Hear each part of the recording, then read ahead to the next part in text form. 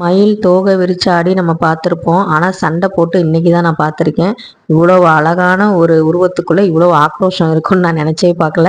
காலையில் யோகியை ஸ்கூலுக்கு விடும்போது இந்த காட்சியை தான் நாங்கள் 2 பேருமே பார்த்தோம். ஃபர்ஸ்ட் டைம் நான் வந்து மயில் சண்டை போடுறத பார்த்துருக்கேன். ரொம்பவே பயமாக இருந்தது. கோழி சண்டை மாதிரி வந்து மயிலும் வந்து பறந்து பறந்து சண்டை போட்டுச்சு. அதுக்கப்புறம் நாங்கள் வேற ரூட்டில் போயிருந்தோம். ஏன்னா மயில் நம்ம பக்கத்தில் வரும்போது தள்ளி போகும், ஆனால் இது போகவே இல்லை. அப்படியே சண்டை போட்டுகிட்டே இருந்தனால நமக்கு கொஞ்சம் பயமாக இருந்தது. அப்புறம் வேற ரூட்டில் போனால் அங்கேயும் வந்துருச்சு.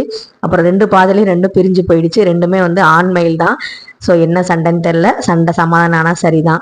இன்னைக்கு வந்து நம்ம என்ன பார்க்க போகிறோம் அப்படின்னா, கிளீனிங் ஒர்க் இருக்குது. வீட்டில் வந்து என்னென்னலாம் நம்ம விஷயங்கள் யூஸ் பண்ணி க்ளீன் பண்ணுறோம் அப்படிங்கிறது நிறைய வீடியோஸ் வந்து நிறைய பேரும் சொல்லியிருப்பாங்க. நான் வந்து பார்த்தீங்கன்னா இன்னைக்கு புதுசாக 2 ப்ராடக்ட் வந்து வாங்கியிருக்கேன். ஹெர்பல் ஸ்ட்ராட்டஜி அப்படின்னு சொல்லிட்டு வந்து இருந்துச்சு. ஜஸ்ட் மாப் அப்படின்னு சொல்லிட்டு இருந்தது. ஸோ நமக்கு வந்து ஜெர்ம்ஸு இந்த இன்செக்ட் பூச்சியெல்லாம் வந்து வராமல் இருக்கும் அப்படின்னு சொல்லி போட்டிருந்தாங்க. சரி, நமக்கு ரொம்ப வந்து இது நான் புதுசாக இருக்குது, ட்ரை பண்ணலான்னு வாங்கினேன். அதே மாதிரி இந்த பிளாஸ்டிக் தொடப்பம் வந்து நிறைய பேர் வந்து யூஸ் பண்ணியிருப்பீங்க. எப்படி இருக்குங்கிறத கமெண்ட்டில் ஹானஸ்டாகவே சொல்லுங்கள். ஏன்னா எனக்கு வந்து எப்படி இருக்குன்னு தெரியல. இப்போ தான் நான் ஃபஸ்ட் டைம் வந்து யூஸ் பண்ணுறேன். யூஸ் பண்ணும் போது எனக்கு எப்படி இருந்ததுங்கிறதையும் நான் சொல்கிறேன். ஸோ பாத்ரூம் கிளீனிங், டீப் கிளீனிங்கிறது மந்த்லி ஒன்ஸாவது கண்டிப்பாக பண்ணணும். நம்ம வாரம் வாரம் வந்து நார்மலாக வந்து க்ளீன் பண்ணிடுவோம். ஆனால் டீப் கிளீனிங்னா எல்லாத்தையும் நம்ம எடுத்து சுத்தம் பண்ணி அந்த ஒட்டடையெல்லாம் அடித்து நம்ம க்ளீன் பண்ணணும். ஸோ இந்த பிளாஸ்டிக் விளக்கமாறு வந்து பார்த்திங்கன்னா எனக்கு வந்து அவ்வளோவா சாட்டிஸ்ஃபைடாக இல்லாத மாதிரி தான் இருந்துச்சு. சவுண்டு தான் வந்த மாதிரி இருந்துச்சு. அந்த கார்னர்லலாம் வந்து எனக்கு வந்து துடைக்கிறதுக்கு இது வந்து அவ்வளோவா இல்லை. ஸோ வந்து பார்த்திங்கன்னா எனக்கு வந்து இது அவ்வளோவா சாட்டிஸ்ஃபைடாக இல்லை. ஆனால் வந்து பார்த்திங்கன்னா நல்லா வந்து அந்த வளைஞ்சு அது மாதிரி வந்து கூட்டுற மாதிரி நம்ம விளக்கமாறு நார்மலாக கூட்டுற மாதிரி தான் இருந்தது.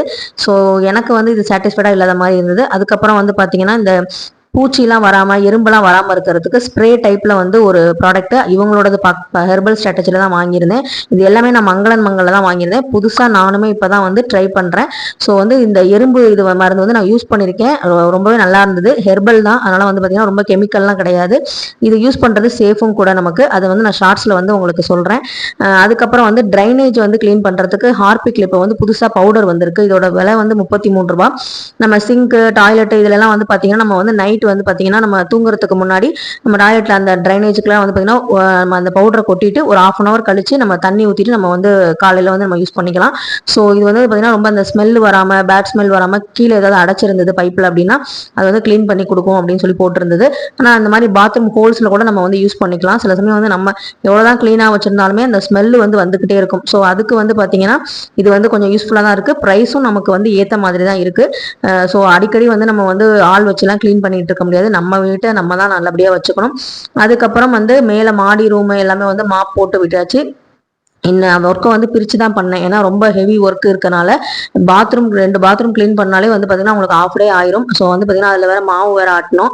அப்புறம் வந்து பார்த்திங்கன்னா அந்த கிரைண்டரில் வந்து பார்த்திங்கன்னா கொஞ்சம் பிசுறாக வந்து மேலே மாவு வந்து தெறிக்க தான் செய்யுது, என்ன தான் மூடி இருந்தாலுமே. அதை வந்து க்ளீன் பண்ணிவிட்டு அந்த ஃபுல்லாக வந்து கிரைண்டர்லாம் நல்லா தொடச்சி விட்டுட்டு மிக்சிலாம் தொடச்சி அடுப்பெல்லாம் துடைக்கவே இன்றைக்கி வந்து நேரம் சரியாகவே இருந்தது.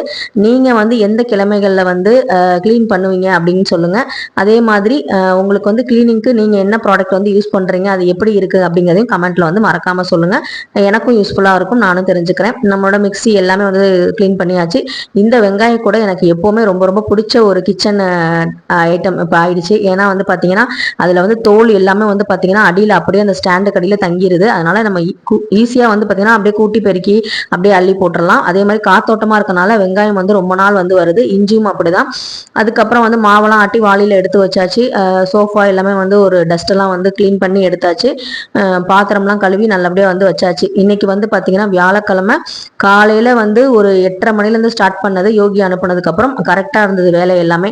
ஸ்டெப்பு எல்லாமே வந்து பார்த்தீங்கன்னா நல்லா க்ளீன் பண்ணியாச்சு. கொல்லை பக்கம் வந்து பார்த்தீங்கன்னா டஸ்ட்பினில் பிளாஸ்டிக் தனியாக, காய்கறி போடுற தனியாக தான் பிரித்து தான் வைப்போம் எப்போவுமே. நம்ம என்ன தான் பிரித்து வச்சாலும் எடுக்க வரவங்க கரெக்டாக எடுத்தால் தான் நல்லது. அது வந்து ஒன்றா கொட்டி தான் எடுத்துகிட்டு போவாங்க சில சமயம். அப்போ ஏன்டா நம்ம தனித்தனியாக பிரித்து வைக்கிறோங்கிற மாதிரி நமக்கே தோணும். அதுக்கப்புறம் வந்து கீழே இருக்க பாத்ரூமில் வந்து பார்த்தீங்கன்னா ஷெல்ஃபு வந்து அந்த ஸ்டாண்டெல்லாம் ரொம்ப அழுக்காக இருந்தது, சோப்பு கரைப்பட்டிருந்தது. அழுக்குன்னா நம்ம வந்து யூஸ் பண்ணுற அந்த ப்ராடக்ட்னால தான் அழுக்கு வந்து ரொம்ப சேருது. நாங்கள் வந்து யூஸ் பண்ணுற சோப்பு எல்லாமே வந்து ஹெர்பல் சோப்பு தான். அது வந்து பார்த்திங்கன்னா கருப்பு கலராக தான் இருக்கும். அது லைட்டாக வந்து தண்ணி பட்டாலே அந்த கருப்பு கலரில் வந்து அந்த டாட்டாக வந்து தண்ணி வந்து உளுந்துக்கிட்டே இருக்கும். அது காயிற வரைக்கும் அந்த இது வந்து வந்துட்டே இருக்கும். ஸோ அதனாலே வந்து பார்த்திங்கன்னா அந்த ஸ்டாண்டெல்லாம் கருப்பாயிடுது. ஆனால் வேறு வழி இல்லை. குப்பை மணி சோப்பு, அதுக்கப்புறம் வந்து சார்கோல் இந்த மாதிரி தான் வந்து யூஸ் பண்ணுறோம். ஸோ நல்லா தான் இருக்குது. இந்த ப்ரஷ் எல்லாமே வந்து பார்த்திங்கன்னா பழைய ப்ரஷ் தான். இதெல்லாம் ரொம்ப நாள் நான் யூஸ் பண்ணிக்கிட்டு தான் இருக்கேன். அடிக்கடி வந்து ப்ரஷ் எல்லாம் வந்து வாங்க மாட்டேன். இப்போதான் நான் ஃபர்ஸ்ட் டைம் வந்து அந்த விளக்கமாறு பிளாஸ்டிக்லேயே வந்து யூஸ் பண்ணி பார்க்கலான் இருந்தேன். அதுவுமே வந்து எனக்கு சாட்டிஸ்ஃபைடாக இல்லாத மாதிரி இருந்தது.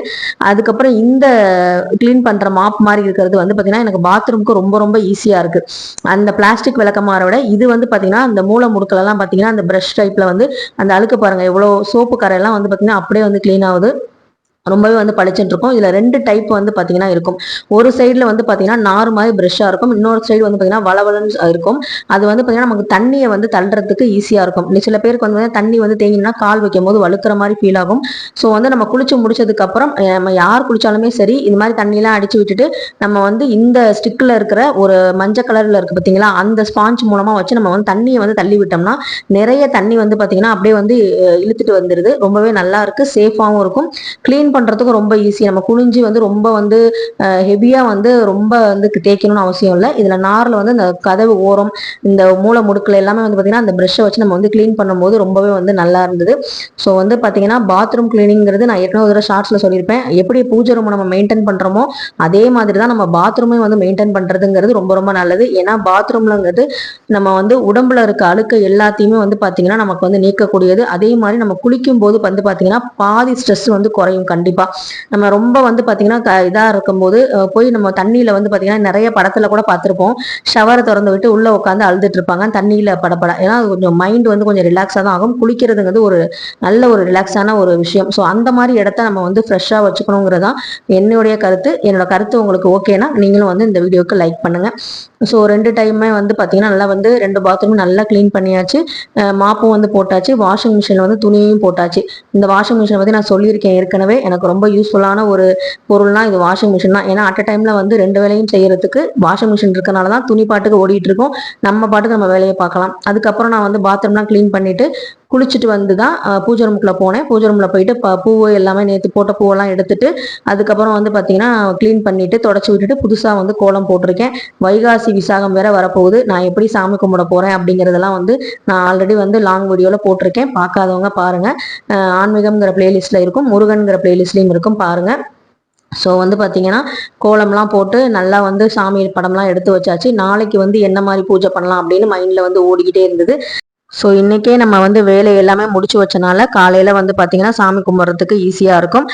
பிரம்ம முகூர்த்தத்தில் எந்திரிச்சு நான் வந்து வேலையெல்லாம் ஆரம்பித்தாலும் சுக்கிர ஹோரைங்கிறது எனக்கு ரொம்ப ரொம்ப பிடிச்ச ஒரு டைமு. அதனால வந்து பார்த்திங்கன்னா அந்த நேரத்துக்குள்ளே பூஜை முடிக்கணும், அதுக்கப்புறம் கோவிலுக்கு போகணும் அப்படிங்கிற மாதிரி விஷயங்கள்லாம் இன்றைக்கே வந்து பிளான் பண்ணி வச்சாச்சு. ஸோ வந்து முக்கால்வாசி வேலை முடிஞ்சுது. நைட்டு வந்து சாப்பிட்டதுக்கப்புறம் தான் ஹால் வந்து க்ளீன் பண்ணி விட்டுட்டு காலையில் வந்து விளக்கேற்றுறதுக்கு எல்லாமே ரெடி பண்ணணும். பூக்கள்லாம் இன்றைக்கி வந்து வாங்கி வச்சிருவேன், காலையில் சீக்கிரமாக எந்திரிச்சு பூஜை பண்ணணும் அப்படிங்கிறனால. உங்களுக்கு இந்த வீடியோ வந்து பிடிச்சிருக்கா அப்படிங்கிறத கமெண்ட்ல சொல்லுங்க. ரொம்ப வேலையா இருந்தா நம்ம வந்து சமையல்ல வந்து ரொம்ப கான்சென்ட்ரேஷன் பண்ண முடியாது. அதனால இன்னைக்கு வந்து கேரட் சாதமும் அப்பளமும் வந்து பாத்தீங்கன்னா பொரிச்சிருந்தேன். அதுக்கப்புறம் வந்து பாத்தீங்கன்னா யோகி வந்து டயர்டா வருவான் அப்படிங்கிறனால அவனுக்கு வந்து டேங்க் வந்து கலக்கி வச்சாச்சு, ஃப்ரிட்ஜில் வந்து எடுத்து வச்சாச்சு. சாயங்காலம் வந்து குடிச்சிட்டு சிலம்பம் கிளாஸும் கிளம்பிடுவான். உங்களுக்கு இந்த வீடியோ பிடிச்சிருந்துச்சு அப்படின்னா கண்டிப்பா லைக், ஷேர், கமெண்ட், சப்ஸ்கிரைப் பண்ணுங்க. அடுத்த வீடியோல பார்க்கலாம். நன்றி, வணக்கம்.